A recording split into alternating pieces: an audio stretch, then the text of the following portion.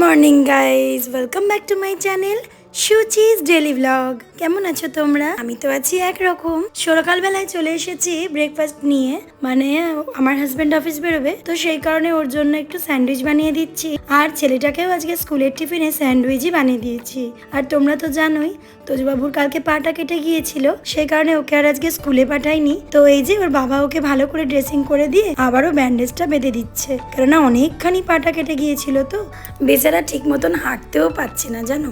আর ওই যে দিদি এসেছিল, ওনার কাজ হয়ে গেছে, তো ওনাকেও একটুখানি টিফিন দিয়ে দিলাম। এরপর ওর বাবাকে দিয়ে আজকে আমার জন্য কিন্তু একটা স্পেশাল টিফিন আছে, যেটা আমার সামনের ঘরের বান্ধবী আমায় দিয়েছে, তো আমি ওটাই খেয়ে নেবো। এই দেখো চাউমিন, ও খুব সুন্দর ঝাল ঝাল করে, একদম কোনো আনাজ কিছুই দেয় না, শুধু চাউমিনটাই করে পেঁয়াজ দিয়ে। আর তোজো যেহেতু যেতে পারছে না ভাইয়ের কাছে, তাই ভাইকে আমি একটু নিয়ে এসেছি ওর সাথে খেলা করানোর জন্য। এই দেখো ডাল দিই, ভাত দিই, সেই যে দুধ ভাত দেওয়ার যে একটা পোয়েম ছিল না আমরা করতাম, তো সেটাই ও আর কি ও করছে, ভাইয়ের সাথে খেলছে। তো এইভাবেই বাচ্চারা একটুখানি খেললে মনটাও ঠিক থাকবে। আর এদিকে আমি রান্নার প্রিপারেশন করতে চলে এসেছি। আজ তোমাদের সঙ্গে একটা আচারি চিকেনের রেসিপি আমি শেয়ার করব। আমি এটা বলেওছিলাম আগে। তো দেখো এখানে আদা 1 চামচ, রসুন বাটা 1 চামচ আর টমেটো দুটো পেস্ট করে দিয়ে দিয়েছি।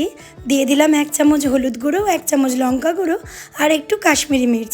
এরপর একটু ধনে গুঁড়ো দিয়েছিলাম, দিয়ে ভালো করে এবার ম্যারিনেট করব।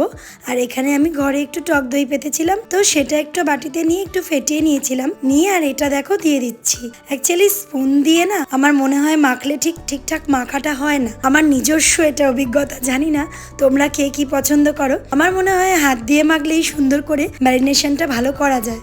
তো এটা মেখে রেস্টে রেখে দেবো। দিয়ে আমি একটু স্নান সেরে এসেছি, জানো তো প্রচন্ড গরম লাগছে, তো ভালো করে একটু স্নান পুজোটা করে নিলাম, নিয়ে এবার আবারও চলে এসেছি কিচেনে। তো তোমাদেরকে দেখাচ্ছি কি কি মশলা এটাতে লেগেছে। যেহেতু এটা আচারি চিকেন বানাচ্ছি, তো আচারের মশলাগুলো তো মোটামুটি লাগবেই। এখানে আছে গোটা গোলমরিচ, মেথি, 1 চামচ জিরে, 1 চামচ মৌরি, 1 চামচ ধনে আর 1 চামচ সর্ষে আর 2টো শুকনো লঙ্কা। শুধু কালো জিরেটা বাদ দিয়ে বাকি সবগুলোকেই আমি তাওয়াতে ড্রাই রোস্ট করে নিলাম, দেখতেই পাচ্ছ। আর এখানে সর্ষের তেলের মধ্যে তেজপাতা আর কালো জিরেটা ফোড়ন দিয়ে দিলাম পেঁয়াজ কুচিগুলো দিয়ে ভালো করে পেঁয়াজটাকে ভেজে নিতে হবে। এরপর যে ম্যারিনেট করা চিকেনটা ছিল সেটাও দিয়ে দিলাম। আর ওদিকে ভাজা মশলাটা কিন্তু আমি মিক্সিতে একটু গুঁড়ো করে নেব, খানিকক্ষণ ঠান্ডা হবার অপেক্ষাতেই রেখেছিলাম। এদিকে চিকেনটা ভালো করে কষিয়ে নিয়ে এদিকে দেখো আমি একটু ভালো করে সেই ভাজা মশলাটা, যেটা আমি রোস্ট বানিয়েছিলাম, ওটাকে একটু গুঁড়ো করে নিলাম। নিয়ে এবারে চিকেনটাকে আরও ভালো করে বেশ কষিয়ে নিচ্ছি। তেলটা যাতে একেবারেই ছেড়ে যায় একটু ঢাকাও দিয়ে রেখেছিলাম। এরপর ঢাকনাটা খুলে নিলাম। চিকেনটা অনেকটাই প্রায় হয়ে এসেছে। একদম শেষের দিকে একটুখানি আমি জল দিয়ে দেবো, কেননা জলটা না দিলে চিকেনটা আরেকটু ভালো করে নরম হবে না, গ্রেভিটাও হয়ে যাবে। তো জল দিয়ে ভালো করে আমি একটু নেড়েচেড়ে ঢাকা দিয়ে দেবো। আর সঙ্গে কিন্তু আমি একটু কাঁচা লঙ্কাও দিয়েছি। আর যেহেতু ম্যারিনেশনের সময় লবণ দিয়েছিলাম, তো এখন আমি একটু লবণ দিয়ে দেবো। যেরকম তোমরা লবণ খাও সেই আন্দাজেই দেবে। আর এদিকে দেখো কি সুন্দর গন্ধ বেরিয়েছে ওই মশলাটা দিয়ে।